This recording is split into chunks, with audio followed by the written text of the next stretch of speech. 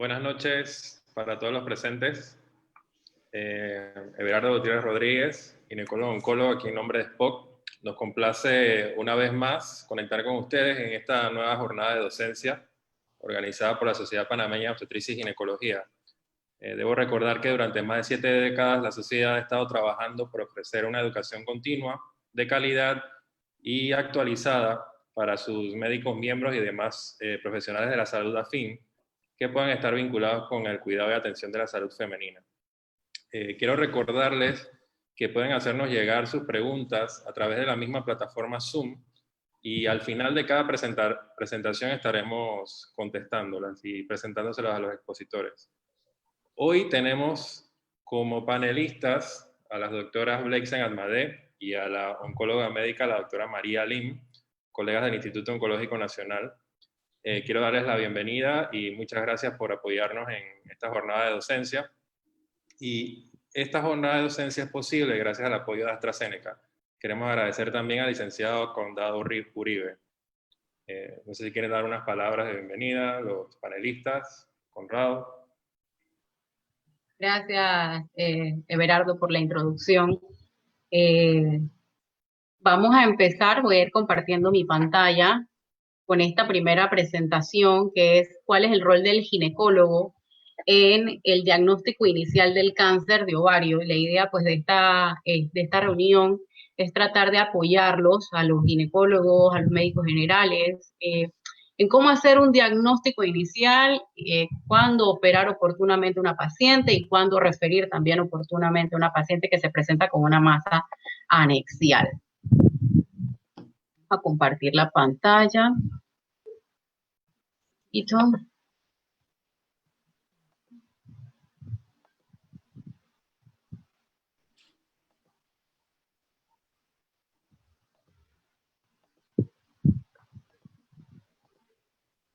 Creo que ahí sí la podemos ir viendo y vamos a empezar. Bien, pues la charla pues, que me corresponde la noche de hoy es el rol del ginecólogo en el diagnóstico inicial del cáncer de ovario. Debo declarar un conflicto de interés, pues una sesión patrocinada por la industria AstraZeneca en este caso. Los objetivos de la charla, pues quiero centrarlos en las generalidades de las tumoraciones anexiales. Las masas anexiales siguen siendo un desafío diagnóstico, pues debemos identificar procesos potencialmente malignos. Importante cómo o qué herramientas tenemos para evaluar ese riesgo de malignidad en las masas anexiales, cuándo podemos operar con seguridad y la referencia oportuna a ginecología oncológica. Dentro de las generalidades del cáncer de ovario, pues la mayor parte de las pacientes que se presentan con esta patología, más del 60% se presentan en etapas avanzadas, etapas 3, etapas 4, al momento de su diagnóstico. La supervivencia, por ende, va a ser menor, con supervivencia del 28% en etapas avanzadas versus un 90% o arriba del 90% cuando las podemos diagnosticar en etapas tempranas como en etapa 1. 90% de las masas anexiales son benignas y recordar que el 10% de las mujeres seremos operadas por alguna masa pélvica en algún momento de nuestras vidas.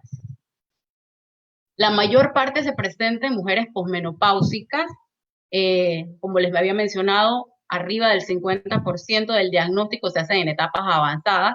Por ejemplo, en estos datos que tenemos del Registro Nacional del Cáncer, básicamente en Panamá el 65 al 70% de las pacientes que se presentan con un cáncer de ovario las detectamos en etapa 3 y 4, 40% de ellas en etapa 3 y 15% en etapa 4, y la supervivencia es muy variable entre el 30 al 55%. ¿Qué factores de riesgo debemos tomar en cuenta al momento pues, de evaluar una paciente y que pudiésemos tener ese factor de riesgo, factor protector para una masa anexial o una tumoración anexial?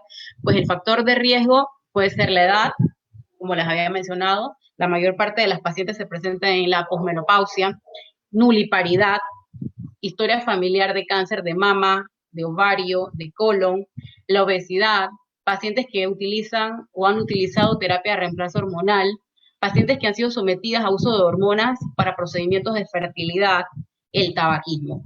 Algunos de los factores protectores, pues es el embarazo a término en menores de 30 años, o sea, cuando uno se embaraza más joven, el dar lactancia, el uso de anticonceptivos orales combinados, la ligadura turbárica y la histerectomía. En cuanto al riesgo de cáncer por grupo etario, podemos dividirlo en pacientes como premenarca y adolescencia. En este grupo etario, el riesgo de malignidad es alrededor del 35%, sobre todo cuando se presenta para tumores germinales.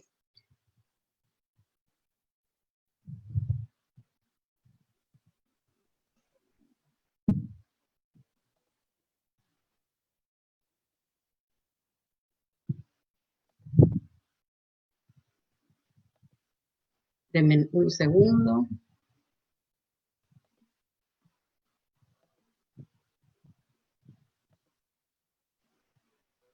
Ahora sí, seguir.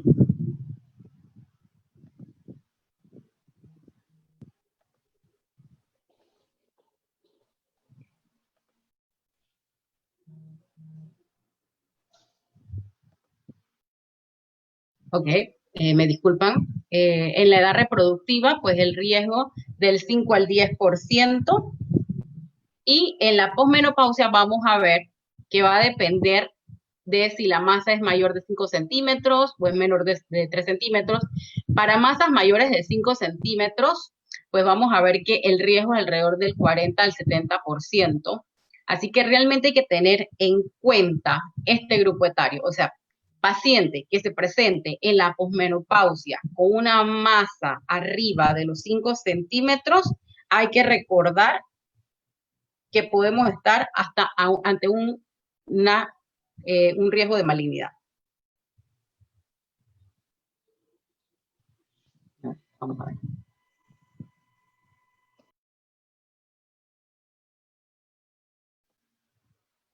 A ver. Me disculpan, creo que no se ve mi presentación. Sí, no ¿Me sale. escuchan? ¿Me escuchan? Te escuchan, ¿Me pero escuchan? se ve la presentación, Blexen. Ok, me están viendo, vamos a déjenme volver a presentarla nuevamente. Disculpen la parte esta técnica, denme un segundito.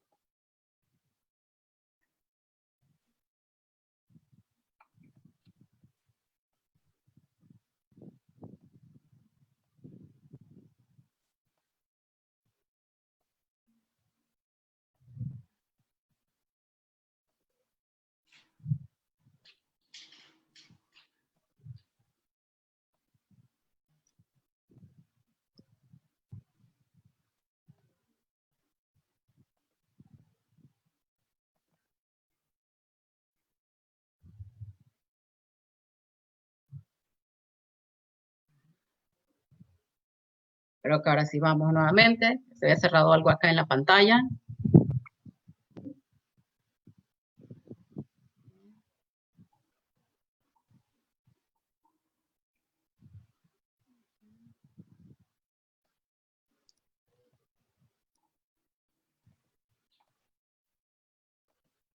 Ahora sí se ve. Ahora sí sale. ¿Me pueden ver? Perfecto. Perfecto, ahora sí, listo, lo comparto. Perfecto. Ok, entonces continuaba mencionándoles la importancia de reconocer que ante una masa en la posmenopausia mayor a 5 centímetros, pues el riesgo de malignidad es del 40 al 70%. Vamos a enfocar, pues, cuáles serían las herramientas que tenemos a la mano para enfocar dicha masa anexial o cómo manejarla. Pues es importante la historia clínica, un cuidadoso examen físico, la evaluación pélvica, los marcadores tumorales y los estudios imagenológicos.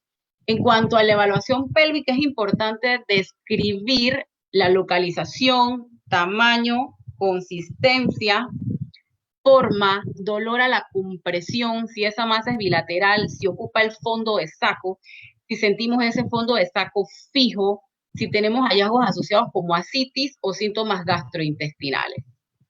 En cuanto a los marcadores tumorales, vamos a dividirlos en premenopausia y posmenopausia. En cuanto a premenopausia, los marcadores tumorales que vamos a solicitar son básicamente 4. Estos 4 son el CA125, beta-HCG, alfa-fetoproteína y la deshidrogenasa láctica. En la posmenopausia vamos a solicitar tres tipos de marcadores, que serían el CA125, el CA19-9 y el CA, pues considerando que pudiésemos también tener alguna patología de tipo intestinal con metástasis a los ovarios.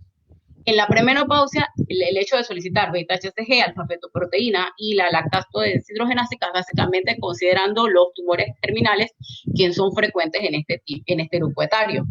Y también, pues es importante conocer si hay alguna diferencia en cuanto a los marcadores tumorales en pacientes premenopáusicas y posmenopáusicas. Para las pacientes premenopáusicas, un valor de CA125 mayor de 200 nos debe hacer sospechar de una tumoración maligna, y en la posmenopausia un CA125 mayor de 35. Bien, es importante también saber que el CA125 es un marcador que no es específico, que se puede elevar en condiciones tanto benignas como malignas, condiciones benignas como la endometriosis, como el embarazo, como las enfermedades inflamatorias pélvicas, si estamos menstruando, si tengo una miomatosis uterina, en condiciones no ginecológicas como la pancreatitis, la colecistitis, la cirrosis, peritonitis, y en tumoraciones malignas como el cáncer de ovario epitelial, pero también en otras tumoraciones del ovario, y en cánceres no ginecológicos que afectan, por ejemplo, el páncreas, el pulmón, la mama, el colon, también podemos observar un CA125 elevado. Entonces es importante a la hora de solicitar este marcador tumoral, sobre todo en pacientes en donde pues la sospecha puede ser dudosa, saber que también se puede elevar en condiciones benignas. Existe otro marcador que podemos utilizar, que es el ROMA, en donde pues se hace un análisis del CA125 y del antígeno epidídimo humano 4. Esto realmente considerando también la edad y el estatus de menopausia de la paciente, y vamos a tener algunas diferencias si la paciente es premenopáusica o si la paciente es posmenopáusica. En el caso de la paciente posmenopáusica, un valor arriba de 29%, pues es sugestivo de un cáncer epitelial de ovario. Y en la paciente premenopáusica, el valor que nos hace sospechar de un cáncer epitelial de ovario, pues tiene que ser arriba de 8. Cuando utilizamos estudios de imagen, pues los más frecuentes que utilizamos son el ultrasonido, las tomografías y la resonancia magnética de pelvis. Y es importante saber cuál es el mejor estudio a elegir. Vamos a desarrollar entonces, por ejemplo, el grupo de análisis de tumores internacionales, el IOTA, hizo un estudio donde definía ciertas características sonográficas de las masas anexiales y llegó a un consenso para definirlo, darnos unas reglas sencillas de análisis, como benignas o malignas. Entonces, vamos aquí a mostrárselas, en donde estas son las reglas sencillas. La B es de benigno, la M de maligno. Benigno sería una imagen unilocular o la presencia de componentes sólidos, pero que tengan un diámetro menor de 7 milímetros, si vemos sombras acústicas o si tenemos un quiste multilocular con paredes lisas, pero un tamaño menor a 10 centímetros, y la ausencia de flujo vascular.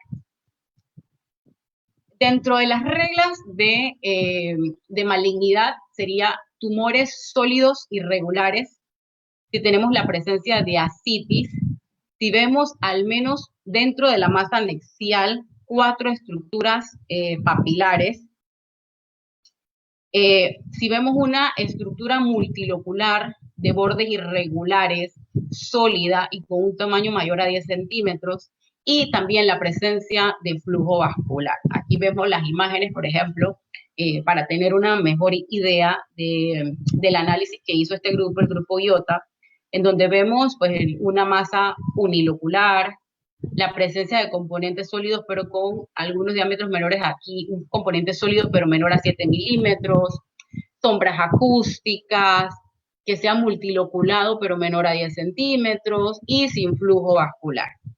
Y cuando tenemos entonces lesiones, patrones sólidos, si tenemos ascitis, si tenemos estructuras papilares, si tenemos una tumoración que mide más de 10 centímetros con estructuras sólidas, multiloculado, y la presencia de flujo vascular, pues esto nos debe orientar o a sospechar que estamos ante la presencia de una masa anexial de características malignas.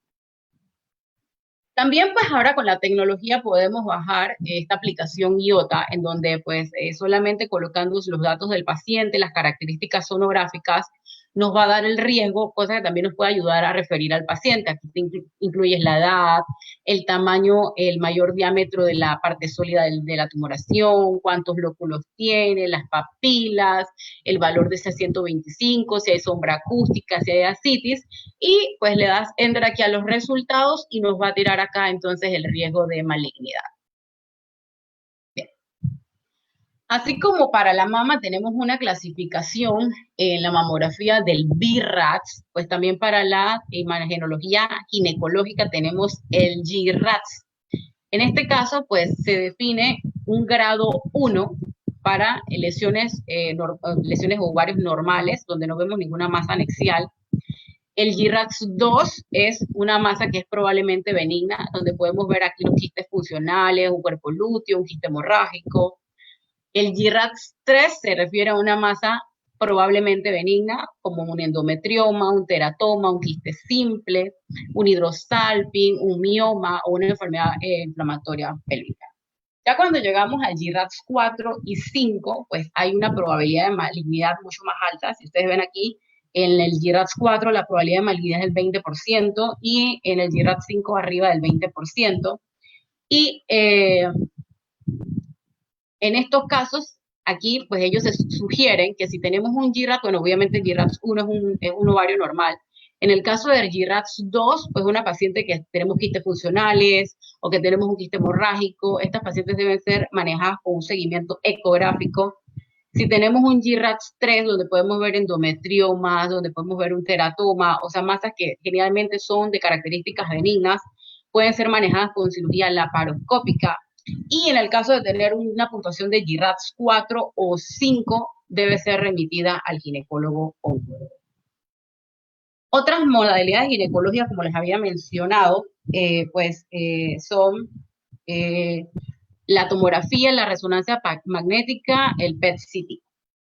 Es importante conocer que estas modalidades de imagen no se recomiendan para la evaluación inicial de una masa anexial.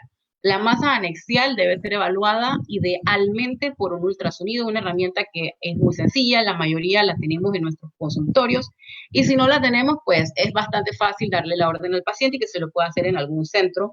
Estas otras modalidades son muy costosas, pueden ser útiles, pues obviamente si tenemos, tenemos un cáncer de ovario y queremos hacer pues una evaluación de si hay enfermedad a distancia, si tenemos criterios de resecabilidad, si tenemos alguna duda de que esa masa pélvica sospechosa puede ser un leiomioma, podemos utilizar en la resonancia magnética. Entonces, recordar que estos estudios, tomografía, resonancia magnética, PET-CT, deben ser utilizados en situaciones específicas, como un estudio de extensión preoperatorio, evaluar criterios de resecabilidad y enfermedad a distancia. Hay otro riesgo también que se utiliza mucho, que es el índice de riesgo de malignidad. También es muy fácil de calcular.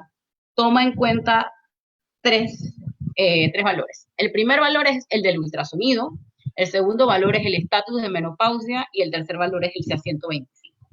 En cuanto al ultrasonido, ustedes van a ver que ellos ponen aquí un score o un puntaje ecográfico que es de un quiste multilocular, si vemos áreas sólidas, si hay metástasis, si hay ascitis o lesiones bilaterales. ¿Cómo dan el puntaje? Si no tengo ninguna de estas lesiones, es 0. Si al menos tengo una, vamos a pensar que tengo un quiste multilocular, pues mi puntaje es 1.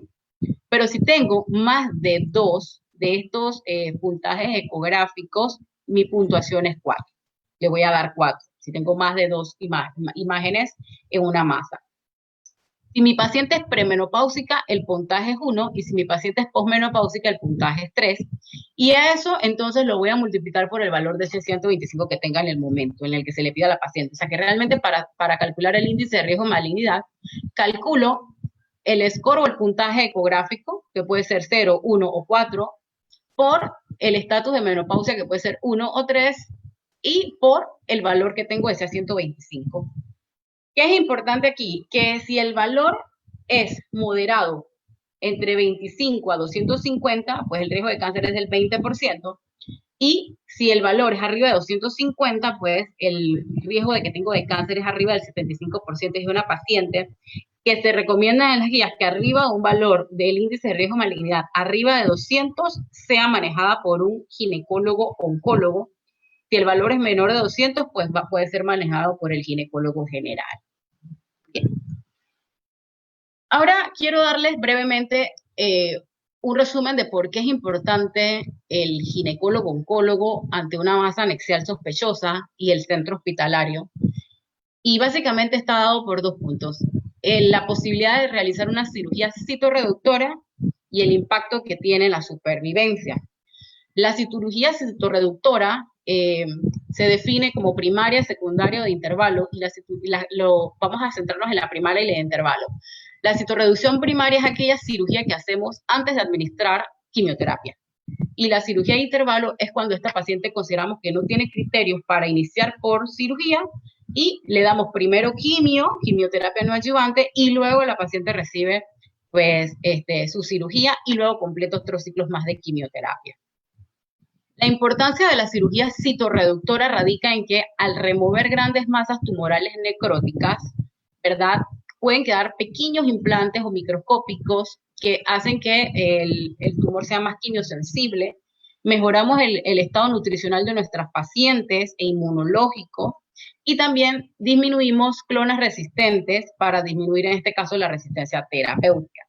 Entonces, la importancia en el cáncer de ovario de hacer el máximo esfuerzo citorreductor, que significa no dejar enfermedad residual ni una bolita de tumor dentro del abdomen, o lo que nosotros llamamos citorreducción R0, pues es importante para la supervivencia del paciente. Y obviamente, pues nos podemos encontrar con tumoraciones muy grandes, con carcinomatosis peritoneal, como les muestro aquí en estas imágenes, que cubren casi toda la excavación pélvica y la superficie del abdomen superior. También nódulos o implantes sobre los intestinos. Puede haber afección también del vaso, de múltiples órganos, y pues la idea es hacer el mayor esfuerzo citorreductor para dejar a la paciente sin tumor dentro del abdomen para que su supervivencia sea mucho mayor. Entonces, aquí hay un estudio de la Clínica Mayo en donde pues hacían una comparación cuando se hacían cirugías radicales versus cirugías no radicales y la supervivencia, y obviamente cuando la cirugía era quizás menos radical, pues la supervivencia era muy baja a los 5 años, 13%, versus casi el 50% a los 5 años de esa cirugía, si la cirugía era radical. Y lo mismo, pues cuando la cirugía pues era realizada por un cirujano entrenado en oncología versus un ginecólogo, pues que era un ginecólogo general, pues hay un impacto importante en la supervivencia. Acá pues lo mismo, si la cirugía es realizada por un ginecólogo oncólogo, pues tenemos una mayor supervivencia a los 5 años que cuando no es realizada por un ginecólogo entrenado en la parte oncológica. Es importante también el centro, contar con el corte por congelación, las unidades de cuidados intensivos, el equipo multidisciplinario, tener un cirujano pues que nos pueda ayudar o colaborar en el caso de tener que hacer resecciones multiviscerales. Ya casi finalizando, pues nos podemos preguntar, ¿qué puedo hacer como ginecólogo para disminuir el riesgo de operar inadvertidamente una paciente con cáncer de ovario? Ya les he mencionado pues que hay un impacto importante en la supervivencia de ese paciente si no es operado en el centro correcto y con los cirujanos entrenados para este tipo de tumoraciones. Entonces, para que no le pase a usted, pues existen unas guías de referencia al ginecólogo-oncólogo dadas por el comité, por la EICOG y por la Sociedad de Ginecología Oncológica. Y importante que cuando evaluamos a una paciente, leamos entre líneas si podemos o tenemos la sospecha de tener una carcinomatosis, si tenemos ascitis, si vemos implantes en el fondo de saco, si tenemos algún signo ominoso de probable malignidad ovárica avanzada, por ejemplo, una paciente que va bajando de peso, que usted la ve caquética, si la tumoración escapa de una masa anexial benigna, que pudiese ser benigna, Obviamente es importante esto que pongo y resalto, que el dolor sigue siendo una indicación de intervención urgente para aliviar el síntoma. Si a usted le llega una paciente con una masa anexial sospechosa y usted es la persona que puede resolver ese cuadro de abdomen agudo, pues tiene toda la indicación de entrar a ese abdomen, a pesar de que usted sepa que es una paciente que puede tener un cáncer de ovario, porque aquí usted está aliviando un síntoma que es un abdomen agudo. ¿Cuándo referir? Entonces, es importante, según las guías, tener, pues, saber cuál es el grupo etario, si es una paciente premenopáusica o es una paciente posmenopáusica. Si tengo algunos de los hallazgos sonográficos que he mencionado que nos haga sospechar de malignidad, como ya les mencioné, hay unas reglas sencillas de benignidad o de malignidad.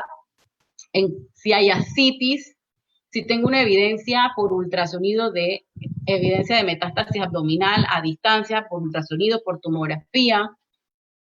En cuanto al nivel de CA125 es importante si es posmenopáusica y el valor es arriba de 35, y si la paciente es premenopáusica y el valor es arriba de 200, sobre todo en la premenopausia se le pone este valor porque puede estar elevado en condiciones benignas.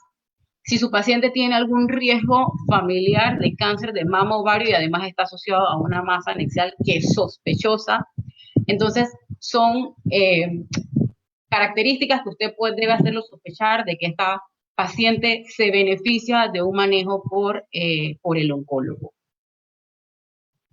Recordar, para concluir, y los mensajes para llevar a casa, pues las masas anexiales siguen siendo un reto diagnóstico, que la ecografía es nuestro mejor aliado y el estudio primario para valorar masas anexiales.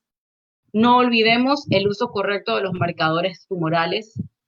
Recordar que no existe una prueba de cribado de tamizaje para el cáncer de ovario en la población general. O sea, no le podemos decir a la paciente que por hacerle un ultrasonido y lo asociamos a un C125 en una cita de control, estamos previniendo el cáncer de ovario. Definir apropiadamente quién debe manejar a la paciente con una tumoración anexial. Pues hay algunos índices que podemos utilizar para saber si pues, esta paciente puede ser manejada por el ginecólogo general o si la paciente se beneficia del manejo por ginecología oncológica. Y que recordar que intervenciones quirúrgicas no apropiadas en un escenario de un cáncer de ovario impactan negativamente la supervivencia global de nuestras pacientes. Gracias por su atención y pues los dejo con la siguiente charla.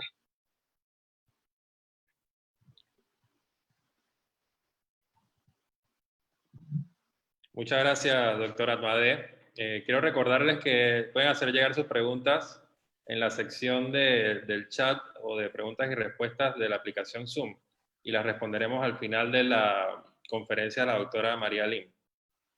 A continuación, entonces los dejo con la doctora María Lim, que es oncóloga médica del Instituto Oncológico Nacional y además especial en la Universidad de Panamá. Ella nos hablará sobre la experiencia en el uso de inhibidores de PARP en pacientes con cáncer de ovario.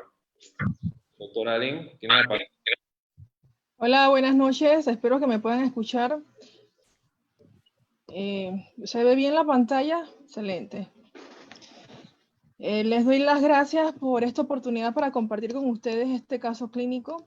Es un caso muy interesante, ya que recaba muchas de las cosas que nosotros hacemos en la institución. Estos son mis conflictos de intereses. Y para complementar la charla de la doctora Atmadé, pues nada más para que vean un poco de estadística de lo que ocurre en Panamá a nivel de los tumores que tenemos. Más o menos van entre 5.000 a 6.000 casos al año de tumores en general. De esto tenemos el cáncer de ovario, que tiene más o menos esta tasa de incidencia que va más o menos 4 a 6 casos por 100.000 habitantes. En la mortalidad un poquito más baja. Y esta es una gráfica que les muestro de 1985 hasta el 2017, que es del Registro Nacional de Cáncer, donde ustedes pueden ver el número de casos que impresiona que va en aumento, así como la población general va aumentando. Bueno, no sabremos si este año, porque supuestamente este año iba a ser el censo nacional de población y vivienda, pero la tasa por 100.000 habitantes se mantiene bastante estable a lo largo del tiempo, entre 4 a 6, hasta 7 casos por 100.000 habitantes, y la mortalidad, pues un poquito más baja, pero ahí va entre 3 y 4 casos por 100.000 habitantes.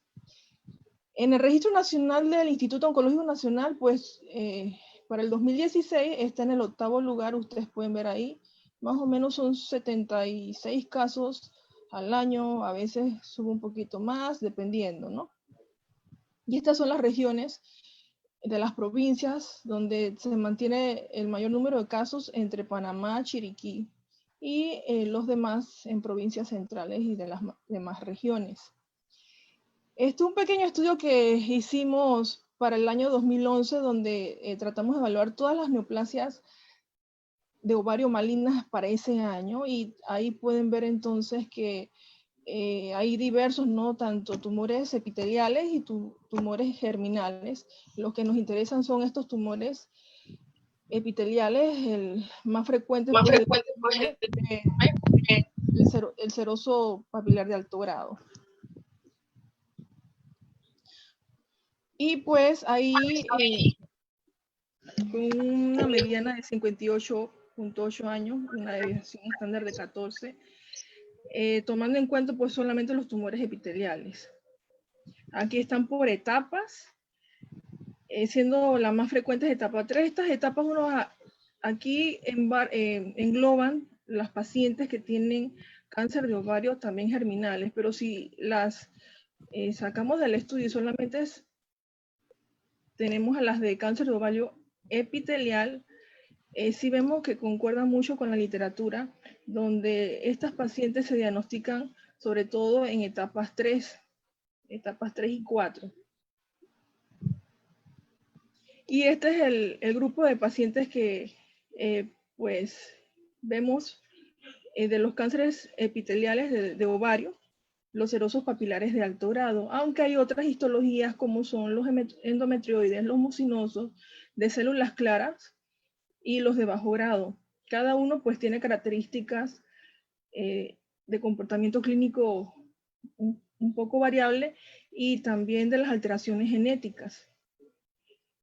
Y esta gráfica que les muestro, aquí se ve globalmente cómo es el comportamiento clínico de estas pacientes asociado a su nivel de marcador tumoral, el CA125, y que pues prácticamente nos enseña cómo es la historia natural de esta enfermedad. Ahí tenemos pues que una paciente que nosotros vemos que se opera y nosotros le damos quimioterapia en primera línea, ese tiempo para que progrese, pues a medida que va pasando el tiempo y progresa con síntomas, ese tiempo se va acortando en las subsecuentes líneas hasta que finalmente pues la paciente entra en un cuadro obstructivo, no responde a la quimioterapia y pues fallece de la enfermedad. Entonces el caso que les voy a presentar, ella actualmente tiene 65, 66 años, pero para ese entonces 60 años, que fue evaluada en el 2015. Ella fue referida al Hospital Santo Tomás con aumento del perímetro abdominal. En ese momento, pues hablaba de un mes de evolución asociado a citis y masa pélvica, cuadro de pérdida de peso y llenura postprandial. Sus antecedentes, pues es hipertensa, no había historia de cáncer en la familia al momento del interrogatorio. Graba 3/2, abortó 1, se había hecho una herniorrafia inguinal, este era su peso y su talla, y al examen físico se observaba pues el aumento del volumen abdominal a expensas de una gran ascitis. Ella cuando llegó, el marcador tumoral estaba más o menos en 30.800 unidades por ml, ¿no? Y la citología positiva por células malignas. En ese momento fue evaluado por los ginecólogos oncólogos de la institución y pues no la consideraron candidata para cirugía, ya que habían datos de irresecabilidad, por lo cual es enviada al Departamento de Oncología Médica con un informe de una citología con células malignas. Ahí ustedes pueden observar la tomografía, cómo se observa, pues hay una masa más o menos anexial ahí, pero lo que se observa también la gran cantidad de ascitis, el engrosamiento y realce peritoneal en correlación a una carcinomatosis peritoneal y la famosa imagen que se denomina el pastelo mental o mental cake, que habla pues de que esta paciente de entrada operarla va a ser muy difícil y como dice la doctora Madé, dejar una paciente sin residual es lo más importante para someter a esta paciente a una cirugía. Entonces se opta por darles un tratamiento de inducción. ¿Cuál es la justificación? Pues de dar esta quimioterapia antes de la cirugía, que le denominamos neoadyuvante, y es para disminuir la extensión intraabdominal del cáncer de ovario o disminuir el riesgo de una citorreducción óptima fallida. Y en pacientes con comorbilidades importantes, que no era esta paciente que pues nada más era hipertensa, sin embargo, con la información que se veía en la tomografía, el examen físico, esta paciente no era candidata a una cirugía reductora de entrada. Y pues esta información se vio publicada en New England Journal of Medicine en el 2011. Bergot, pues, el autor de este estudio aleatoriza 670 pacientes a recibir quimioterapia no adyuvante versus que la paciente fuera a cirugía de entrada y después recibiera quimioterapia adyuvante. ¿Ok? Y la idea pues de estas pacientes es que recibieran 3 ciclos de quimioterapia, después fuera a cirugía y posteriormente recibiera quimioterapia adyuvante después que completara la cirugía. Y la idea era, el objetivo primario era evaluar la supervivencia global, lo cual en esta gráfica ven que realmente no hubo diferencia estadística en la supervivencia global. Pero sí se vio que habían diferencias en las complicaciones quirúrgicas, donde a los pacientes que recibían quimioterapia neoadyuvante les iba mucho mejor que a las pacientes con este gran volumen de enfermedad, pues eran llevadas al salón de operaciones de entrada. Obviamente con esta información hubo mucha controversia, pues uno de los cirujanos del Memorial Sloan Kettering definitivamente comenta que si a la paciente se puede llevar a la cirugía de entrada es lo mejor a esta paciente porque pueden seleccionar resistencias al momento que las pacientes reciben quimioterapia y por varios ciclos que estas pacientes se exponen, así puede aumentar el riesgo de resistencia posterior al tratamiento y lo ideal es llevarlas a cirugía. Sin embargo, el doctor Bergot habla de que este estudio, que es aleatorizado, prospectivo, seleccionando adecuadamente a las pacientes, pues realmente no debe comprometer a las pacientes si son escogidas adecuadamente la supervivencia global. Y ha habido, pues, hasta el momento, siempre que se pueda las pacientes operar las entradas se hace, pero si no se puede, se les realiza entonces tratamiento de inducción neoadyuvante a estas pacientes, ¿no? Aquí tuvimos la oportunidad de conocer al doctor Shi, primero en pantalla. Eso fue para el 2014 cuando fuimos a Colombia a una controversia casualmente del manejo quirúrgico de estas pacientes con cáncer de ovario.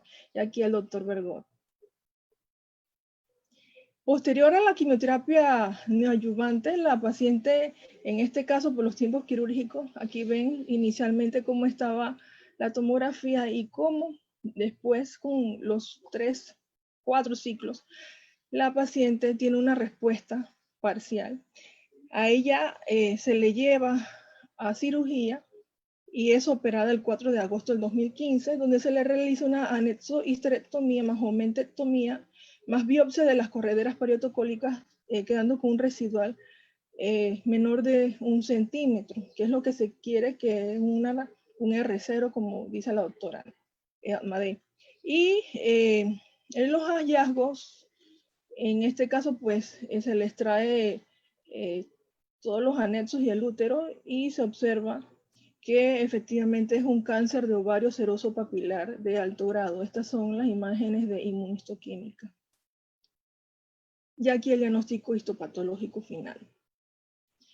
Aquí les muestro, pues, como ella inició con 30.000 de unidades de CA125, cómo después de los 4 ciclos el marcador va disminuyendo, se opera y finalmente, con un total de 8 ciclos, 4 antes de la cirugía y 4 después, llega inclusive a tener valores del CA125 por debajo de 35. De esta forma, esta paciente inicia la vigilancia. Y en esa vigilancia, pues la paciente está sintomática, el marcador empieza en algún momento durante la vigilancia, puede ser más o menos a 9 meses, a elevarse a 128, pero la paciente en ese momento persiste asintomática. Y una de las preguntas que nosotros nos hicimos, pues, ¿qué se haría en el siguiente paso? Continuamos la vigilancia, iniciamos tratamiento en primera línea, podemos iniciar un tratamiento hormonal con un inhibidor de aromatasa, o cualquiera de las 3 opciones pudieran ser válidas, ¿no? Realmente, continuar en vigilancia mientras la paciente está sintomática es una opción. No se le daría tratamiento en primera línea si la paciente no tiene evidencia de síntomas clínicos, y muchas veces, aunque el marcador esté positivo, en la tomografía no necesariamente se muestra algo. Uno piensa inclusive que puede ser un heraldo de 3 meses de tiempo en ese que se va a manifestar la enfermedad a través de la tomografía. En este caso nosotros continuamos la vigilancia y pedimos una tomografía control y la seguimos estrechamente. Ya después esta paciente presentó dolor abdominal, por lo cual se vio que en el tiempo transcurrido, más o menos 12 meses, la paciente inicia segunda línea con carboplatino gemcitabina más bevacizumab, que es un tratamiento estándar en segunda línea. De estos recibe 6 ciclos, sin embargo, finalizando el tratamiento ella presenta reacción alérgica al carboplatino, que es una reacción que ocurre cuando se reexponen los pacientes al carboplatino. Y ustedes pueden ver entonces el marcador, su comportamiento, que se elevó y nuevamente el marcador baja a niveles inclusive por debajo de 35, lo cual permite, como ustedes vieron en la gráfica inicial que les mostré, otro nuevo descanso y vigilancia. Este es el estudio Ocean que apoya al tratamiento en segunda línea con carboplatino, paclitaxel, bevacizumab. Esto fue la forma como se da evaluando pues a estas pacientes que recaen en segunda línea y se estratifican pues en el periodo que si tenían libre platino 6 a 12 meses versus 12 meses. Esta paciente que les presenté tenía más de 12 meses sin tratamiento. Patricia, ya tengo el video, más o menos me dieron cómo compartirlo. Y aquí pues les muestro la supervivencia libre de progresión, donde efectivamente el añadir carboplatino con gemcitabina y el antiangiogénico demuestra una mejoría en la supervivencia libre de progresión de 12 meses versus 8 meses, siendo esto estadísticamente significativo. Igual que las tasas de respuesta, tenemos tasas de respuestas hasta un 60% versus un 48%. Y la supervivencia global, hasta ese momento, pues no fue estadísticamente significativo, ¿sí? Pero sí se vio una mejoría en la supervivencia libre de progresión. Al mismo tiempo, a esta paciente lo que se hizo fue pedirle una prueba mutacional en sangre y resultó para nuestra sorpresa que también ella presentaba una variante patogénica en BRCA2. Recordar que BRCA, los genes de BRCA son genes que codifican por una proteína que son proteínas reparadoras.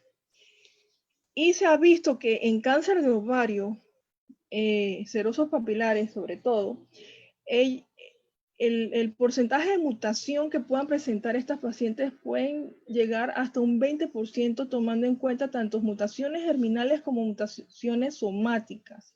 Germinales hablando pues que estas inclusive son heredables, y las somáticas pues que se adquieren de manera esporádica a lo largo de la vida de las pacientes. Adicional a esto, pues, estas pacientes también pueden tener otras mutaciones, también en BRCA, pero que no se pueden detectar por estas alteraciones genéticas como tal, por mutaciones. Por ejemplo, las metilaciones en BRCA1 o 2 son difíciles pues, de detectarlas. Otras proteínas que tienen que ver con el sistema de reparación, que en este caso hablamos del sistema de reparación homólogo, como otras proteínas que ustedes ven aquí, el PTEN, el MSI, ¿sí? Y que para poder detectar esta mutación se utilizan otras técnicas, por ejemplo, la evaluación de lo que es la pérdida de la heterocigosidad o el imbalance alélico telomérico o estas transiciones de estados a gran escala, que son otras pruebas precisamente para evaluar pues, estas alteraciones en lo que es la reparación de la recombinación homóloga, que es un sistema de reparación que tenemos todos, y que esto pudiera beneficiar a estas pacientes para recibir medicamentos que son inhibidores de esta vía de reparación. Tanto así que este 20% inclusive puede subir hasta un 50%. A ella se le hizo un familiograma en donde al evaluar pues realmente la historia de antecedentes para que esta mutación ella lo hubiera heredado, pues no se encontró como tal. Tenía pues un familiar con un tumor cerebral, pero en realidad nada relevante asociado a BRCA, por ejemplo, cáncer de mama y ovario, no había. En este caso, pues sabiendo que la paciente había respondido a una segunda línea de tratamiento, inclusive con marcadores negativos y una buena respuesta por tomografía, ¿qué decisión se tomaba con respecto a este resultado? Pues continuar vigilancia estrecha o iniciar un inhibidor de par de mantenimiento, continuar el bevacizumab mantenimiento o hacer un mantenimiento de bevacizumab más un inhibidor de par. Para cuando teníamos los resultados de la tomografía y el marcador y la paciente pues había mejorado, realmente no teníamos en la institución el inhibidor de PARP, sino que se decidió continuar en vigilancia nuevamente, ya que en ese momento no contábamos con el inhibidor. Ella pues inicia vigilancia y más o menos a 6 meses de haber iniciado la vigilancia, de nuevo el marcador se eleva. Y ahí ustedes pueden ver en la gráfica cómo es esa elevación. Se le hace una tomografía para septiembre del 2017 y empieza a verse pues datos de carcinomatosis y la ascitis. Y la paciente también inicia con síntomas. De ahí vemos a la paciente que inicia con 30.000 de 100 a 125. Después la cirugía como mejora, inicia primera línea. Después, o segunda línea, como, por decirlo, dependiendo pues cómo lo queramos ver. Ella tiene pues un tiempo de 9 meses. Empieza entonces en una segunda línea responiéndole entonces a bevacizumab más paclitaxel.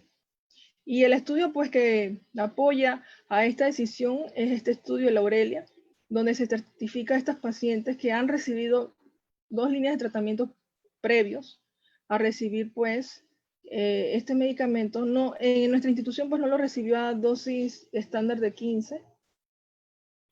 En este caso se colocó paclitaxel más bevacizumab y vimos que la paciente en el estudio pues se ve una diferencia el añadir pues el bevacizumab a la quimioterapia, una mejoría en lo que es la supervivencia libre de progresión, siendo estadísticamente significativo, y las tasas de respuestas también se pueden observar objetivas, que también hay un beneficio. Ella inclusive con el tratamiento en tercera línea o segunda línea, como lo queramos poner, dependiendo del escenario que lo veamos. La pregunta aquí era si continuar con el mantenimiento, un inhibidor de PARP o utilizar PARP más bevacizumab.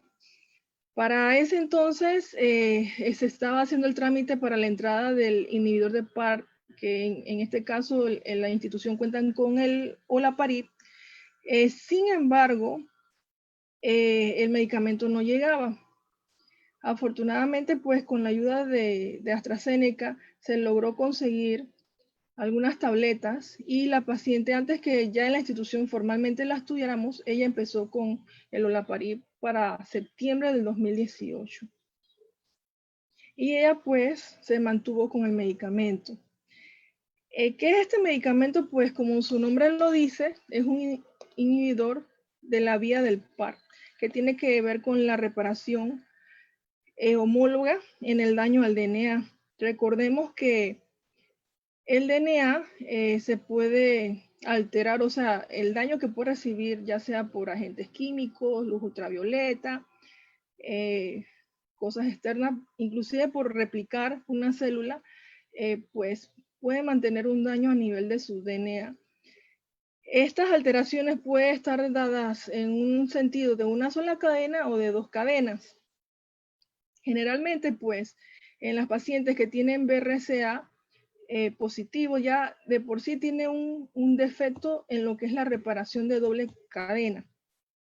Cuando nosotros le damos, o lo que se ha visto, pues en esas células tumorales que tienen BRCA y se le da un inhibidor del PARP, que esto es una enzima que tiene que ver con la reparación de una sola cadena, lo que se hace es añadiendo más con el inhibidor, inhibiendo pues esa capacidad que tiene de replicación estas células malignas, haciendo pues una señalización que al final todo este acúmulo de daño envía la señal para que la célula maligna vaya a apoptosis programada.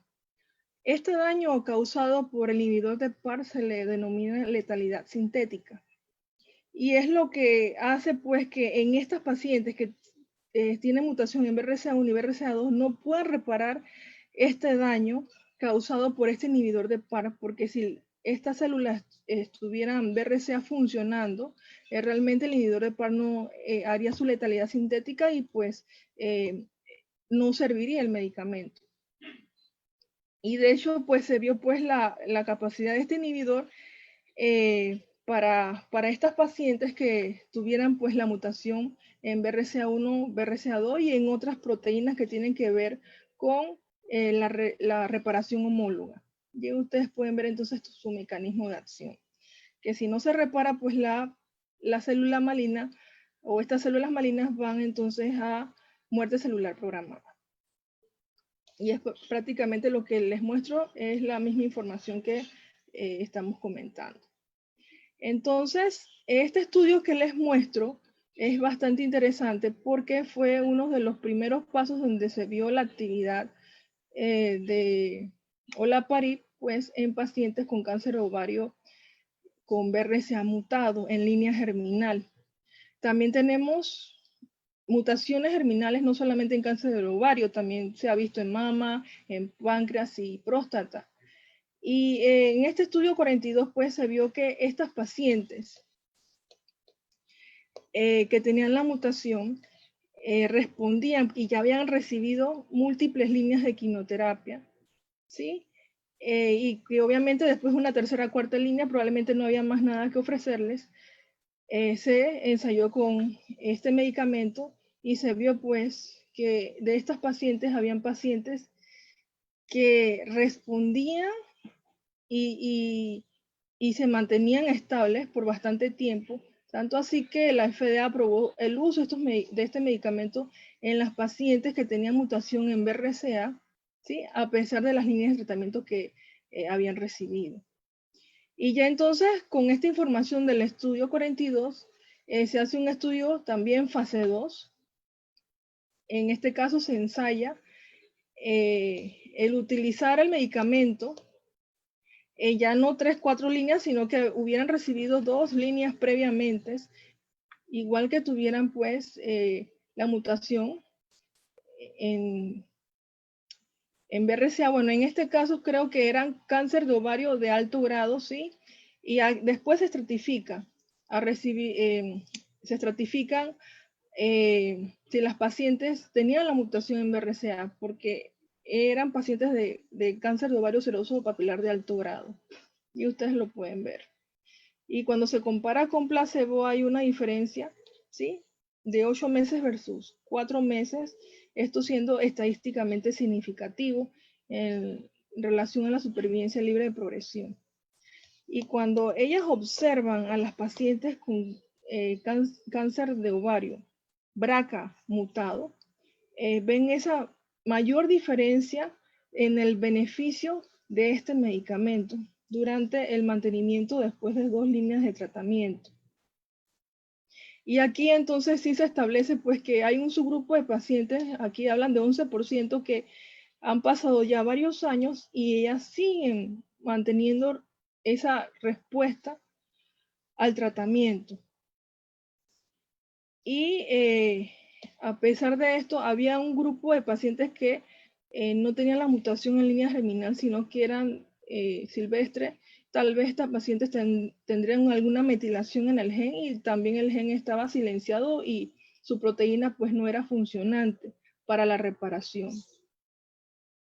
Ahí entonces pueden observar la mediana de supervivencia libre de progresión y la supervivencia global, siendo esto estadísticamente significativo para las pacientes que tienen la mutación en BRCA. De esta forma también pues tenemos este estudio, que es el estudio SOLO2. En este caso pues ya no es un fase 2, sino es un fase 3, aleatorizado de 2-1, pues olaparib versus placebo. Y que estas pacientes, después de 2 líneas de tratamiento que fueran platino sensibles, se viera el mantenimiento luego de alcanzar algún tipo de respuesta en estas pacientes. Y vemos que el objetivo primario se alcanza, ¿sí? Que la supervivencia libre de progresión con las pacientes que reciben olaparib versus las que están en placebo es estadísticamente significativo, 19 meses versus 5.5 meses. La paciente que les acabo de presentar, bueno, no se ajusta pues a este estudio porque ella sí ha recibido varias líneas de tratamiento, pero ella llegó a recibir aproximadamente 18 meses con olaparib. Y aquí vemos pues también la supervivencia libre de progresión. Este es el SOLO2. Ahí usted puede ver la diferencia, 19 meses versus 5.5 meses, una reducción en el riesgo de progresión hasta un 70%. Y otro parámetro que se evalúa es el tiempo sin síntomas significativos, que es el famoso TWIST, en donde las pacientes que reciben olaparib tienen un periodo sin tratamiento y sin síntomas a la quimioterapia mucho mayor que las pacientes que no reciben el medicamento en este grupo de pacientes, ¿no? Y pues vemos en el caso de nuestra paciente que ella recibe más o menos 18 meses de olaparib, ¿sí? Sin embargo, ya para este año empieza a elevar el marcador y también inicia con síntomas, se le hace nueva tomografía y ya hay hallazgos nuevamente de ascitis y carcinomatosis. Por lo que a ella la reexpongo nuevamente a cisplatino paclitaxel. En este caso le agregué el cisplatino porque había hecho alergia al carboplatino. Y pues afortunadamente para ella, la paciente pues llega de nuevo a negativizar el marcador. Recientemente, creo que hace 2 días la vimos y efectivamente el marcador tumoral está por debajo de 35, se sentía bien. Sin embargo, no pudo completar los 6 ciclos programados de cisplatino con paclitaxel y nos hizo nuevamente una reacción alérgica, en este caso al cisplatino. Así que lamentablemente ya no se va a poder exponer al platino. No quedó con neuropatía, tal vez si empieza el marcador a elevarse y una nueva tomografía con enfermedad se muestra o ella empieza con síntomas, una opción pudiera ser reexponerla al paclitaxel o tal vez reexponerla a olaparib. Esas son preguntas que todavía no se tiene pues una respuesta. Tiene actualmente más de 5 años de supervivencia global. Este es un estudio, en este caso es hacerlo en primera línea, el solo uno, que era la idea de no esperar que estas pacientes pues recibieran varias líneas de tratamiento, sino que se operaran, se hiciera la mutación y las pacientes que tuvieran la mutación se les llevara a un mantenimiento. Y efectivamente se vio que también luego de primera línea y mandarlas en mantenimiento con olaparib, estas pacientes con 2 años de tratamiento en adyuvancia, las pacientes pues no recaen comparado con las que están en placebo, ¿sí?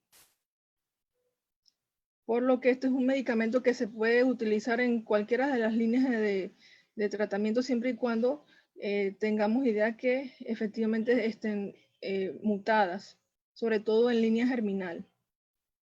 Aquí pues también ve la supervivencia libre de progresión por un comité independiente. Y ya casi para finalizar, les muestro este estudio que ya fue publicado el año pasado, que en estas pacientes que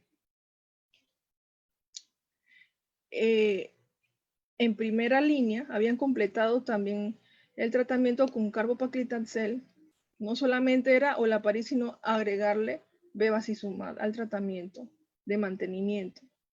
Y se vio pues una mejoría en la supervivencia libre de progresión, siendo esto estadísticamente significativo, como pueden ver en la gráfica.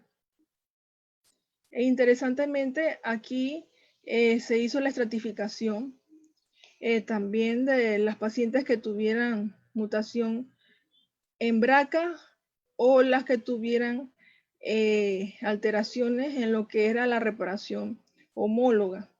Y también se vio que las pacientes que recibían la combinación les iba mucho mejor que las pacientes que no recibían esta combinación.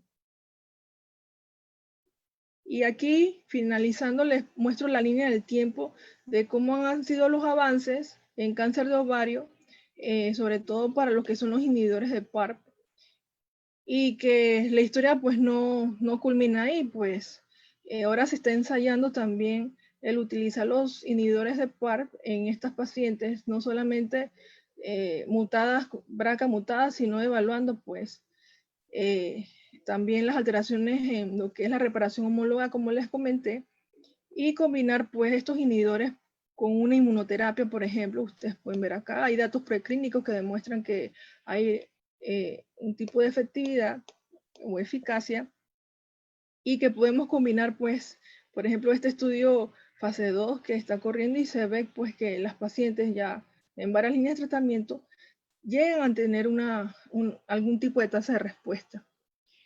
Y aquí no solamente ahora no sería la inmuno, sino también agregar un factor antiangiogénico también para las pacientes. O sea que tenemos pacientes con quimio y combinando pues con esta terapia blanco o biológica. Les muestro nuevamente pues la línea del tiempo de nuestra paciente, de nuestro caso clínico, ¿sí? Actualmente pues ella está en descanso y que con el tratamiento con olaparib, esta gráfica de la historia natural pues logramos romperla y que bueno, estamos a la expectativa de lo que va a ocurrir en los siguientes próximos meses. Les muestro nuestra experiencia de las pacientes que tienen BRCA mutado en nuestra región. Este es un estudio que se hizo recientemente, está por publicarse entre Panamá, Costa Rica, Perú y Total, de cáncer de ovario, que se hizo de manera retrospectiva y se encontró específicamente en Panamá mutaciones en BRCA para cáncer de ovario de aproximadamente entre un 17%, 17-20%, y principalmente está dado por BRCA2, que es lo que predomina. Este es un estudio ya que se hizo prospectivo en Latinoamérica, que es el estudio FLABRA. En este caso, pues se escogieron del total de 38 unas 23, donde se vio mutación patogénica tanto en línea germinal como en línea somática. En línea germinal tuvimos una paciente y en línea somática 2 pacientes. Y pues aquí finalizo entonces mi intervención. No sé si tienen alguna duda, pregunta. Muchas gracias. Muchas gracias, doctora Lin, por la excelente presentación. Ahorita abrimos el compás para preguntas y respuestas. Al momento hay 4 preguntas. La primera pregunta dice: buenas noches, soy una paciente a quien en enero le detectaron mediante ultrasonido un fibroma que mide 3.75 centímetros. La pregunta es si esto podría afectarla para salir embarazada o tiene algún riesgo de desarrollar alguna enfermedad maligna. Bueno, aquí pues, voy a responder yo. Un fibroma es una tumoración benigna, que es básicamente de la parte muscular del útero y realmente pues, salvo que la fibromatosis sea muy grande, sí puede haber eh, puede ser un factor para infertilidad, pero con el tamaño que ella menciona de 3 centímetros, la verdad es que no creemos y realmente es una tumoración benigna realmente de los órganos ginecológicos. Excelente. Pregunta a la doctora Lourdes Cortés si la fimbriectomía protege contra el cáncer de ovario. Una buena pregunta. Realmente hay estudios que han salido en los últimos años acerca de realizar la salpingectomía total para prevención del cáncer de ovario, sabiendo de que hay teorías que hablan de que el origen del cáncer de ovario no está realmente en las células del ovario, sino que pueden venir, sobre todo el tumor seroso o el epitelial del ovario puede iniciarse en las trompas. Entonces, más que la fimbriectomía, que me imagino que la doctora pues hace la pregunta en el escenario de si está haciendo de repente una cesárea, va a hacer alguna una salpi, o sea, la paciente ya quiere parir satisfecha, decir, bueno, la ligo, le hago la fibrectomía para prevenir también lo que es el cáncer de ovario. En ese caso sería pues la salpingectomía total lo que uno recomendaría. A veces pues no queremos estar tocando mucho las trompas cuando hacemos una cesárea por el riesgo de sangrado, pero sí tener en cuenta que si estamos haciendo, por ejemplo, una histerectomía por patología benigna, llámese dolor pélvico crónico, llámese una histerectomía, pues recordar que quitarle las trompas a las pacientes le puede prevenir, es un factor protector contra el cáncer de ovario. Dejarle los ovarios, pero quitarle las trompas. Muchas gracias. Pregunta para María: si el marcador tiene tendencia a elevación y la tomografía es negativa, ¿tendría algún rol el PET-CT? Bueno, la experiencia que yo tengo con el PET-CT, bueno, en nuestra institución no la tenemos. Yo pienso que sí tiene un rol, lo que ahí estamos ganando es el tiempo, ¿no? Porque efectivamente si nosotros encontramos alguna lesión que no se ve por tomografía, pero sí se ve por el PET-CT, ahí tenemos la lesión y habrá una indicación de iniciar tratamiento. Sin embargo, no en todos en los centros públicos, pues en los hospitales públicos no la tenemos. Y lo que aquí se habla es que se gana, tal vez el marcador está positivo y el PET scan está, la tomografía está negativa, el tiempo que se va a revelar posteriormente, estamos hablando de pudiera ser 3 a 4 meses. Ahí lo que yo hago en la práctica clínica es que le puedo pedir un nuevo marcador en 6 semanas y veo su comportamiento. Y también evalúo síntomas. Si pasan 3 meses y ese marcador eleva, yo nuevamente le pido una tomografía si no tengo los medios como hacerlo en la institución. Pero si la paciente tiene los recursos para hacerlo, obviamente el PET scan nos puede ayudar para ver información, dónde hay enfermedad. Y bueno, aquí la controversia sería si se hace el PET scan y es una única lesión, si esa paciente se llevaría o no a una cirugía de rescate. Yo creo que eso es, hay un estudio que salió recientemente donde salió negativo, pero esta pregunta sí se lo hago a los ginecólogos. ¿Qué ustedes piensan de eso? ¿La llevarían o no? A pesar de que este estudio salió negativo, hay controversia con respecto a sabiendo una sola lesión, y más si la detecté con un PET scan, que es una lesión única.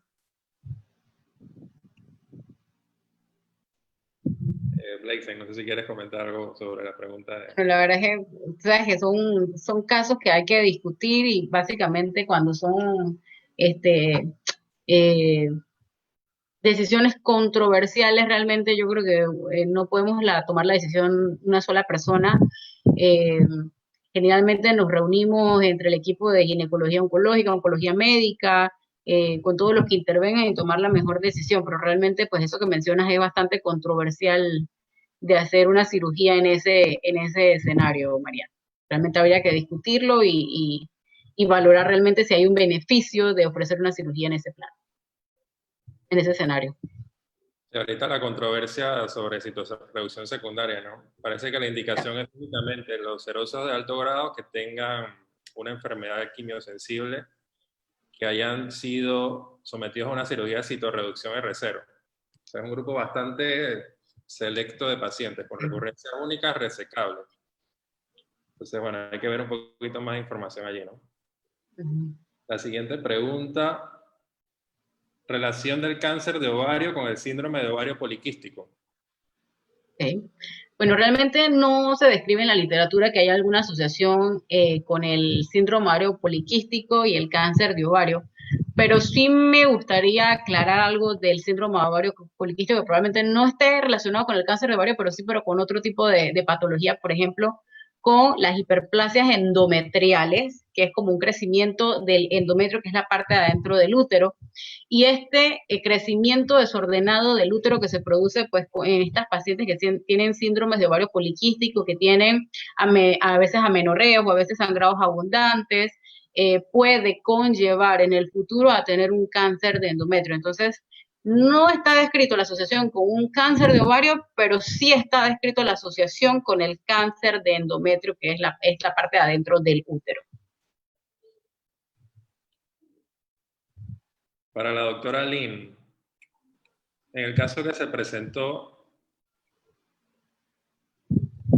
¿cómo se observaron los hemogramas en el tiempo, especialmente a largo plazo después del inhibidor del PARP? Muy bien, en esta paciente pues ella siempre mantuvo muy buena hemoglobina, ella no tuvo descenso en la hemoglobina, pero yo he tenido otras pacientes con inhibidores de PARP donde ahí se manifiesta con anemia principalmente. Inclusive una llegó a tener hemoglobina hasta de 6 gramos por decilitro, y lo que hicimos en ese caso fue hacer reducción de dosis. Como la institución son las cápsulas, no las tabletas, ellas tienen que tomar 8 cápsulas en la mañana y 8 cápsulas en la tarde. Entonces ahí se hizo una reducción de cápsulas creo que llegamos a utilizar hasta de 16 cápsulas, llegó a utilizar 10 cápsulas y se mantuvo pues estable, la hemoglobina volvió a subir y con eso igual mantuvo respuesta por un tiempo. Este es un caso. La otra paciente sí, cuando vimos que había anemia persistente y a pesar de las reducciones no mejoraba, sí decidimos hacerle una tomografía nueva porque sí estaba la sensación clínica de que a la paciente le estaba ocurriendo algo y efectivamente el marcador no era que estaba subiendo tan alto y era algo que a mí siempre me ha llamado la atención, que una vez que estas pacientes pues recaen y a pesar de que el marcador es muy sensible, esa elevación del marcador no es tan llamativo, pero cuando uno ve la tomografía, sí se muestran los cambios tomográficos de la recaída, de la citis, de la carcinomatosis. Okay. Siguiente pregunta dice, dado que no hay una prueba de tamizaje para cáncer de ovario, ¿en la práctica existe alguna conducta que de alguna manera pudiera sustituir esta falencia? Ok, una muy buena pregunta. Realmente sí, se han hecho estudios de si, por ejemplo, utilizar el ultrasonido con el C125, como les mencionaba, si realmente funcionaba como método de cribado y realmente no está indicado. Yo recomendaría, viendo de que pues no tenemos ningún estudio, asesorar a nuestras pacientes sobre todo en la sintomatología clínica y la salud preventiva. ¿Qué significa? Si empiezo a tener dolor, si empiezo a tener aumento del perímetro abdominal, si empiezo a tener alguna sensación, algo que a mí no me parezca normal, ¿verdad? Desde el punto de vista ginecológico o gastrointestinal, dispepsia, me lleno fácil o cambios en los hábitos intestinales o dolor con las relaciones sexuales, pues realmente acudir al ginecólogo. Y lo otro, pues también orientar a las pacientes que la visita ginecológica es una vez al año. Eso te da la oportunidad o la ventana de oportunidad de examinar a tu paciente Recordar que no solamente es colocar el espéculo y tomar el Papa Nicolau, sino la importancia, como les mostré en la imagen, del examen bimanual.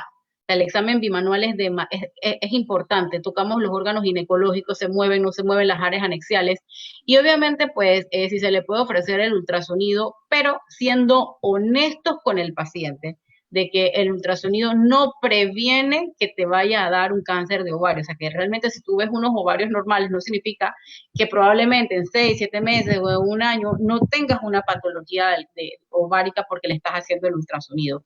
No sirve como método de tamizaje. Podemos tener una información de cómo está en ese momento, pero ser honestos de que esta prueba o el C125 que a veces se les pide, a veces hemos visto pacientes que llegan con una prueba de C125 se les pide anualmente, pues realmente no tiene ningún valor como método de cribado. O sea, ser honesto y decirle que el ultrasonido se lo estás haciendo para ver cómo están tus órganos ginecológicos en el momento, pero que no sirve como método de prevención para cáncer de ovario, como lo puede hacer, por ejemplo, la citología cervical para el cáncer del cuello del útero. Ok. La última pregunta, ¿se podría ofrecer la congelación de óvulos a una paciente con alta sospecha de cáncer de ovario que desea ser madre en un futuro? Ok, esa es una muy buena pregunta. La verdad es que, como les mencioné, la mayor parte de las pacientes con cáncer de ovario se presentan en la etapa posmenopáusica, o sea que son muy pocas las pacientes que nos vamos a encontrar en un escenario de tumoración ovárica que sea maligna y que además necesitamos preservar fertilidad, pero obviamente se presenta. Pues hemos tenido los pacientes con tumores germinales, sobre todo las pacientes con los tumores serosos limítrofes. Yo creo que ahí es importante tener una comunicación directa con el especialista de infertilidad, que este especialista también valore a la paciente, hacer una sesión multidisciplinaria, porque sí se pueden ofrecer pues alternativas. Se pone un poquito más complicada la cosa si los dos ovarios están afectados, pero ya hemos tenido casos en donde hay pacientes que tienen, por ejemplo, hace poco tuvimos un caso, una paciente con un tumor seroso limítrofe, había sido operada hace más o menos 5 años, recurre en el otro ovario, tenía que ser operada, y pues se le ofreció una alternativa de estimular, sacar el ovario y luego aspirar los ovocitos fuera del paciente. Entonces, es conversar qué opciones o qué cosas innovadoras tiene el especialista de infertilidad para ofrecerle a esa paciente, en conjunto, obviamente, con la recomendación oncológica. Yo quería comentar también que, por ejemplo, si esta paciente hubiera tenido una prueba BRCA1, BRCA2 o un familiar, o ya se sabe pues de antemano antes que manifieste la enfermedad, que sabemos que el cáncer de ovario pues pudiera presentarse después de los 40 o 50 años, o las pacientes que tienen BRCA positivo, uno se puede anticipar a estas pacientes que todavía están, entre comillas, sanas y que van a desarrollar esta enfermedad, y creo que eso pudiera ser una opción siempre y cuando uno se anticipe a esto, que esté sana en ese momento. Ya cuando la paciente tiene la enfermedad, pues ya es muy difícil. Y que digamos, pues va a empezar quimioterapia y precisamente esos son los ovarios que están afectados. Recientemente también tuvimos una paciente, como dice Almade, que ella se operó de un cáncer de ovario limítrofe. Se le quitó un ovario, se envió a la institución y no se le hizo la cirugía de omentectomía, ni histerectomía, ni evaluación de ganglios, pero en la conjunta de ginecología se decidió valorar los ganglios paraórticos o pélvicos. La llevaron a cirugía y qué cosa más extraña, pues después que lo operan, presenta un ganglio paraórtico positivo, pero este no es limítrofe, este es pobremente diferenciado. Y esta paciente mantiene aún el otro ovario y su útero. Y la pregunta es, ¿qué haríamos con esta paciente? ¿Deberíamos darle quimioterapia y adyuvante? ¿La echamos para atrás y que se haga su cirugía en regla cuando el primario inicial era un borderline o limítrofe? O yo le doy quimioterapia y después cruzo los dedos para después enviarla a fertilidad porque ella quiere tener hijos.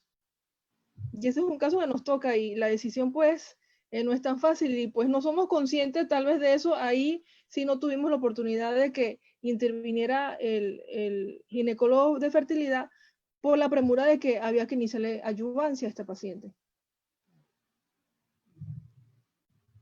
Ok. Tengo otra pregunta para la doctora Lim. ¿Considera recomendable enviar la referencia tanto a oncología médica como a ginecología oncológica a la vez en pacientes con tumoraciones ováricas mayores de 10 centímetros, ascitis, posmenopáusica, como para ganar tiempo? Definitivamente que sí. Y esa es la idea de que nosotros centremos nuestra atención en el paciente, que el paciente cuando llega tenga inclusive el mismo día las dos evaluaciones, no que venga un día para una cita y después otro día para otra cita. Lo ideal es eso, que en un día que la paciente llegue a la institución tenga las dos citas y que podamos conversar y podemos plantear el plan a seguir con este manejo multidisciplinario. Ok. Yo una pregunta acá mía, siguiendo en esa línea, ¿cuáles de ustedes dirían que son los básicos para referir a una paciente a un especialista en oncología, en una tumoración de ovario? Lo básico que debe llevar la paciente al instituto oncológico o a su práctica médica para ser valorada por ustedes. Yo te diría que por lo menos los marcadores tumorales orientados según el grupo etario, como lo había mencionado. Si es una paciente premenopáusica, su estudio de su ultrasonido, donde se describa pues las características sonográficas y los marcadores tumorales, como mencioné, CA125, beta-HCG, la deshidrogenasa láctica y la alfa-fetoproteína. Y en la paciente posmenopáusica, pues el ultrasonido con las características sonográficas y los marcadores tumorales, que sería el CEA, el CA19-9, el CA125. El estudio de extensión como una tomografía, pues realmente si lo pueden realizar en su área de trabajo o en el hospital, en nivel secundario, si se puede realizar, pues nos ayuda mucho a adelantar, porque ya la paciente viene con ese estudio de atención. O sea, ustedes ya consideran que es una masa sospechosa de malignidad, consideran que debe tener un estudio de extensión para verificar si esa paciente es para cirugía o es para primero quimioterapia. O sea, llegar a la institución, creo que tenemos ese trabajo adelantado y no recargamos, pues, llegar a la paciente, hacer el estudio, lo que pueda demorar, después evaluarlo. Entonces yo creo que tener esa parte, si consideramos que es una paciente sospechosa, completar ese estudio de extensión, pues nos ayuda mucho a que la intervención, ya sea iniciar quimioterapia o iniciar por cirugía, sea lo más expedito posible. María, ¿algo? Coincido totalmente con Amadeo. De hecho, nosotros siempre queremos la evaluación de los ginecólogos, oncólogos primero porque queremos saber si es operable de entrada. Obviamente, si ya no es operable de entrada, ellos encuentran criterios de irresecabilidad o comorbilidades que no le permitan ser intervenida inmediatamente, pues nosotros entraríamos a darle quimioterapia de inducción. Si son pacientes con tumores germinales, como bien menciona, que son premenopáusicas, pues ahí también el rol inicial de la cirugía y después nosotros le daríamos quimioterapia adyuvante. Así me gustaría añadir que si el estudio te va a demorar mucho, o sea, si esa tomografía no la vas a tener en menos de una semana, porque pues el trámite en su hospital va a demorar un mes, 2 meses a que se informe, pues yo creo que ahí sí oportunamente envíalo por lo menos con el adjunto con el ultrasonido y con los marcadores tumorales para nuestra evaluación y pues acá se le solicitará el estudio.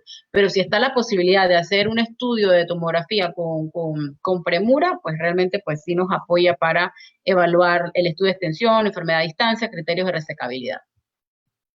Sobre todo en pacientes que tienen ascitis, distensión abdominal, o sea, que consideramos que pudiésemos tener una enfermedad avanzada, una etapa 3 de un cáncer de ovario. Okay.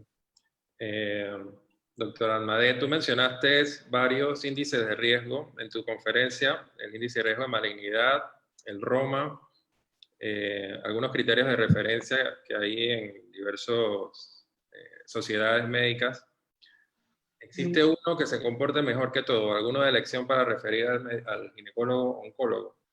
Mira, se han comparado muchos. A mí me gusta, yo creo que ser práctica y sobre todo yo creo que para el ginecólogo está en su consulta, en el centro de salud, en la policlínica, en el hospital de atención secundaria.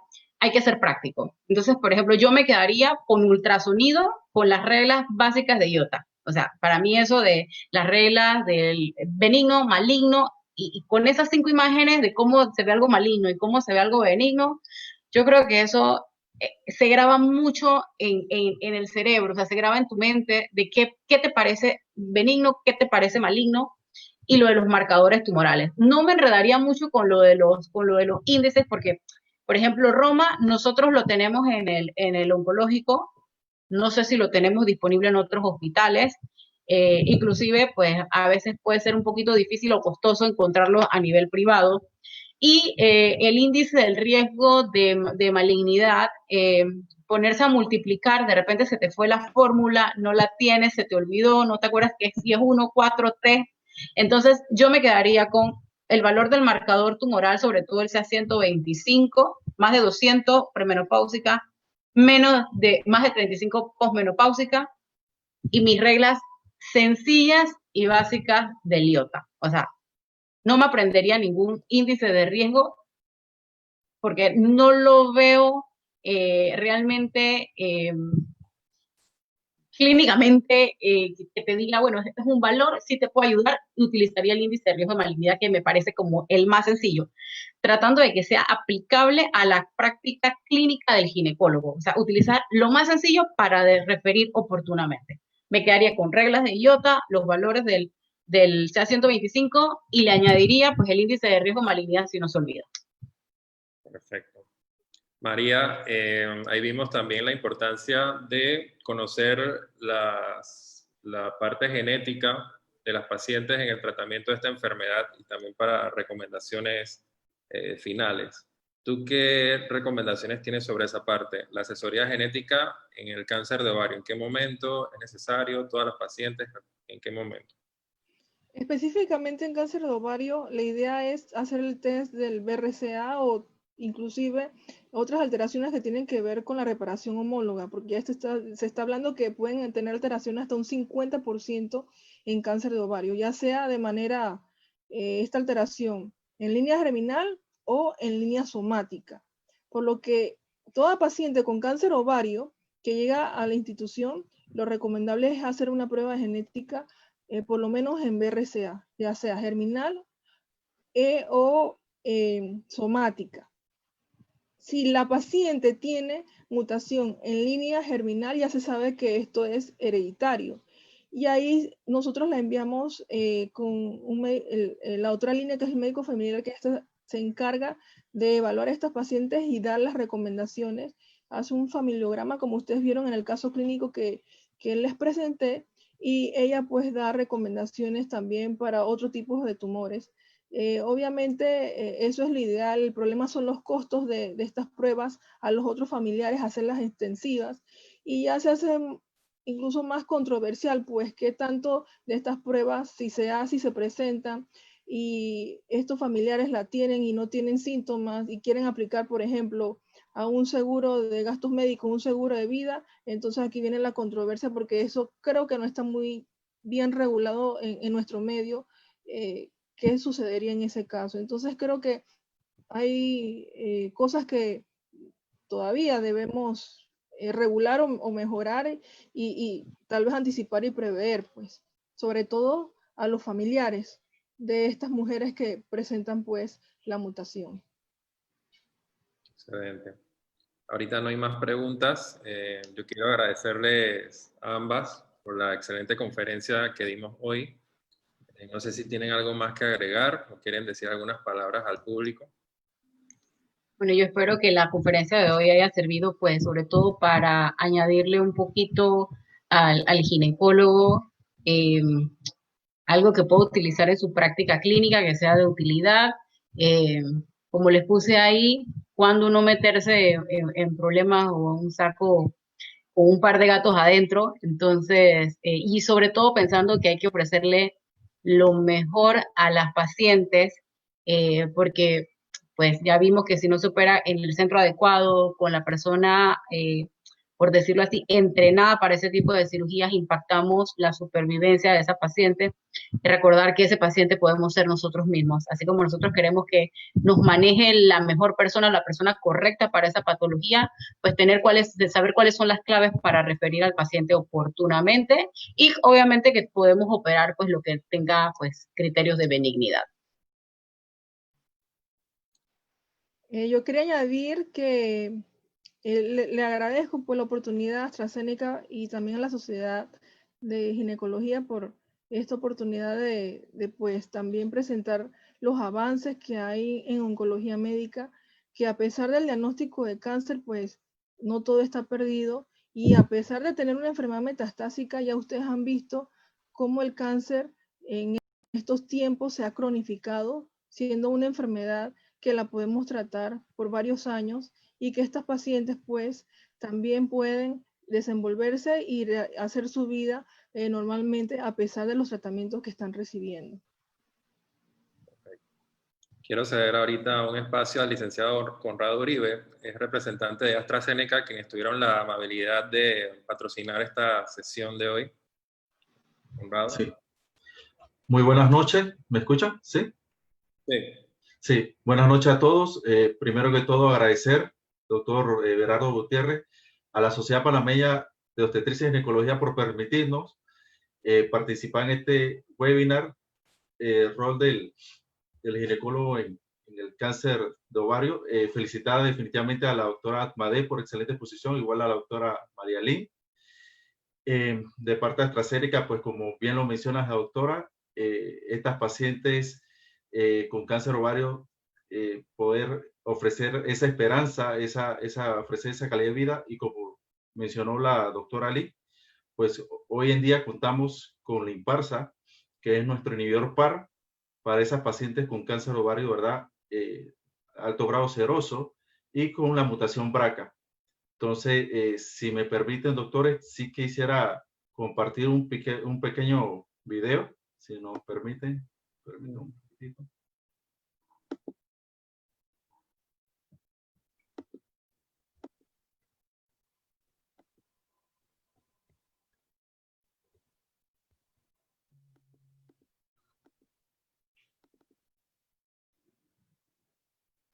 Una atrevida innovación en cuidados para el cáncer que genera esperanza y derrota el miedo. Atrévete a desafiar, a cambiar, a liderar, a conquistar, a soñar.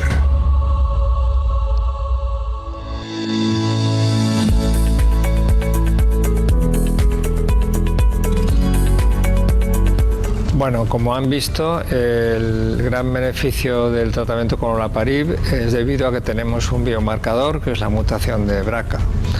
Esto significa que debemos de hacer la determinación de la mutación de BRCA en pacientes con diagnóstico de cáncer seroso de alto grado o endometrioide de alto grado. Es importante tener muestra, es importante tener la determinación de alto grado, pero ¿cuál es la mejor opción? La mutación BRCA germinal es la que se transmite hereditariamente y la mutación BRCA somática es la del tejido, que no necesariamente tiene una implicación hereditaria. Si nosotros miramos los números del atlas de genoma, sabemos que hay algunas pacientes con mutación germinal negativa y tienen mutación somática positiva. Estamos hablando de hasta un 6% más de pacientes. Por lo tanto, si queremos cubrir más población, lo ideal sería hacer la mutación somática a las pacientes, porque estaríamos cubriendo más posibilidades de pacientes con conocimiento de mutación de BRCA. Si es así y las pacientes presentan mutación en el tejido, debemos enviarlas para hacer el estudio germinal por las implicaciones hereditarias que tenga. El problema técnico es evidente. Todavía no todos los laboratorios están validados para hacer una buena determinación de la mutación en tejido, la somática. También es verdad que muchas veces el material que se recibe no es suficiente o no está en buenas condiciones.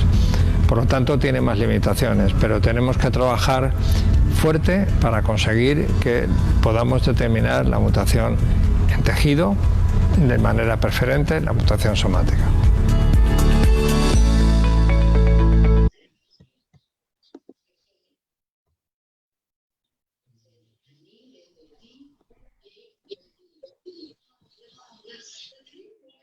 Sí, bueno, queremos también resaltar que AstraZeneca está apoyando lo que es el testing para la mutación de BRCA, aquellas pacientes pues que pues tengan la confirmación de seroso de alto grado, pues se le ofrece a nivel privado y a nivel de institución, apoyamos también con el testeo para poder ofrecerle pues una opción, como dice la doctora Lynn, pues los resultados son contundentes para esas pacientes, ¿verdad? Puede ofrecerle una esperanza, mejorar la calidad de vida y pues cuentan con lo que es el medicamento Lynparza o la pared.